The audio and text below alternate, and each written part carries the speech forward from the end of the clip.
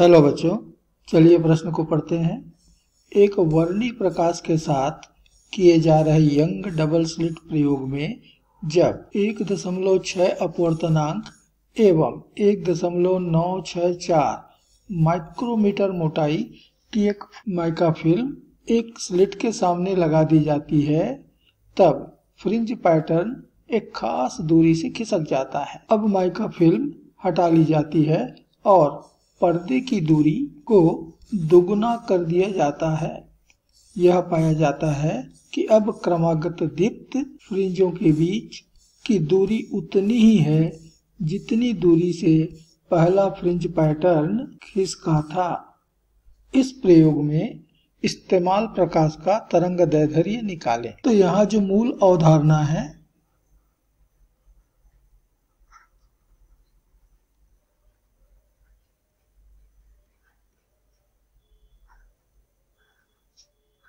वह है fringe pattern का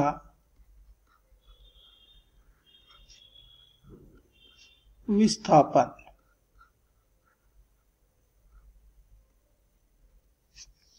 तो जब म्यू अपवर्तनांक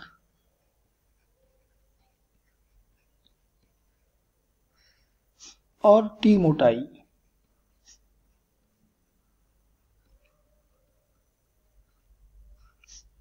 की एक फिल्म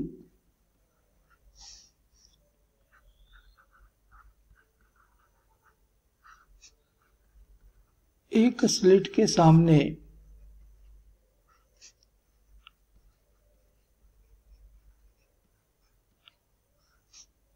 रख दी जाती है,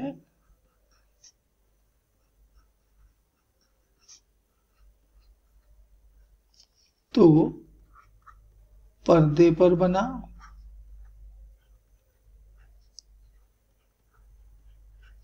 फ्रिंज पैटर्न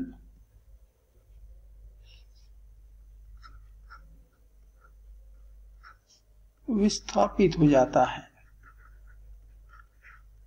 केवल विस्थापित होता है, फ्रिंज की चौड़ाई में कोई परिवर्तन नहीं आता।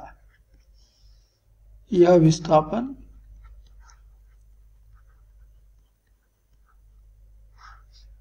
S बराबर दी जाती है बीटा बटे लैम्डा गुणित म्यू ऋण 1 गुणित टी।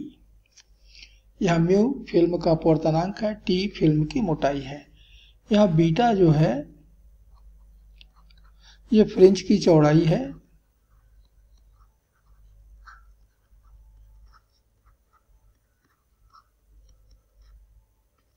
और लैम्डा इस्तेमाल किए गए प्रकाश का तरंगदैर्ध्य है।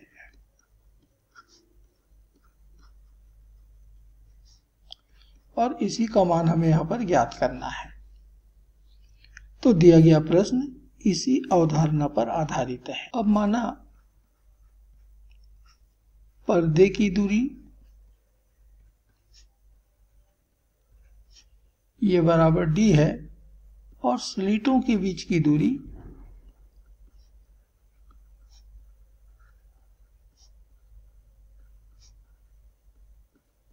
ये बराबर स्मॉल d है, तो बीटा बराबर होता है d लैम्डा बाई टी। तो हमारा पहला समीकरण, और ये हो गया उस समीकरण में आने वाले बीटा का मान इतना मिलता है। तो प्रश्न कहता है कि जब पर्दे की दूरी को हम दोगुना कर देते हैं तो फ्रिंजों के बीच की दूरी अर्थात फ्रिंज की चौड़ाई उतनी ही है जितनी दूरी से पहला फ्रिंज पैटर्न खिसका था, अर्थात S के बराबर है। तो प्रश्न कहता है कि पर्दे की दूरी को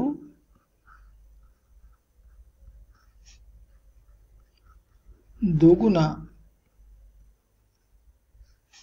इसका मतलब है कि 2D करने पर फ्रिंज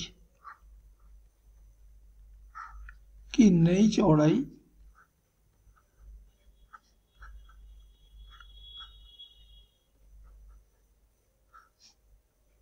बीटा डैश ये बराबर है पहले किए गए पहले फ्रिंज पैटर्न में हुए विस्थापन s के बराबर। तो बीटा डैश हमको मिलेगा d की जगह 2d आ गया गुणित लैम्डा बटे स्मॉल d, और s की जगह हमको मिला है बीटा बटे लैम्डा म्यू ऋण 1 गुणित t। तो हमको मिला 2d लैम्डा बटे d बराबर बीटा की जगह हमने रख दिया, ये पहले वाली फ्रिंज की चौड़ाई है, ये होगा d लैम्डा बटे d बटे लैम्डा म्यू ऋण 1 गुणित t।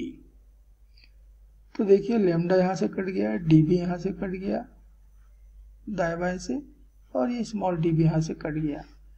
तो हमको मिल रहा है लैम्डा बराबर म्यू ऋण 1 गुणित t बटा 2। अब हमको प्रश्न में म्यू का मान दिया है 1.6 और t का मान दिया है 1.964 माइक्रोमीटर। ये दोनों मान अपने इस अंतिम सूत्र में रख देते हैं।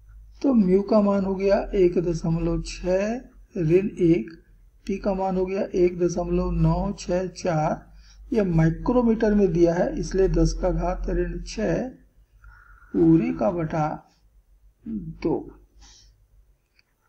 तो हल करने पे आ गया हमें 0.6 गुणित 1.964 गुणित 10 का घात ऋण 6 बटा 2। तो हल करने पे हमें प्राप्त हो रहा है 0.5892 गुणित 10 का घात ऋण 6, ये मीटर में आया, एंगस्ट्रॉम बनाया तो आ जाएगा 5892 एंगस्ट्रॉम। तो ये हो गया इस प्रयोग में इस्तेमाल किए गए प्रकाश का तरंगदैर्ध्य, और यही हमारे इस प्रश्न का अंतिम उत्तर है। आशा करते हैं आपको समझ आया होगा। धन्यवाद।